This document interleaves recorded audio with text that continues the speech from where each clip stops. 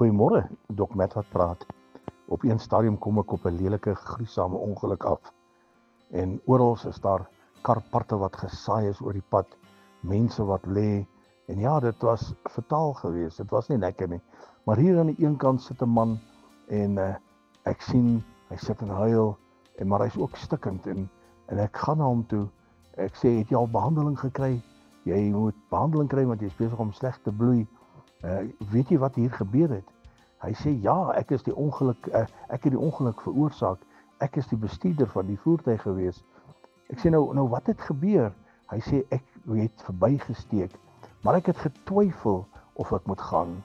Ek het getwyfel of ek moet verbysteek, want daar was nie regtig waar genoegsame tyd om verby te steek nie. Maar die twyfel het ek toe nou heeltemal gelos en ek het toe nou gegaan. En nou my vriend, partykeer twyfel ons oor sekere situasies. Ons twyfel of ons sekere goedes moet doen. Ek kan nie verseker met Jesus aan ons kant, hoef ons nie meer te twyfel nie. Met hom aan die stuur van sake, twyfel ons glad nie meer nie. Weet ons verseker, dan het ons sekerheid in ons hart, dat dinge sal gebeur en dinge by mekaar sal kom. Jesus gee vir ons die sekerheid, sonder om te twyfel oor die toekoms, sonder om te twyfel oor situasies, sonder om te twyfel oor gebeurtenisse. Jesus maak dit moontlik dat ons nie meer hoef te twyfel oor sekere goedes nie. Hy gee vir ons totaliteit, alle duidelikheid, nie nodig om te twyfel. Herlewingsgroete.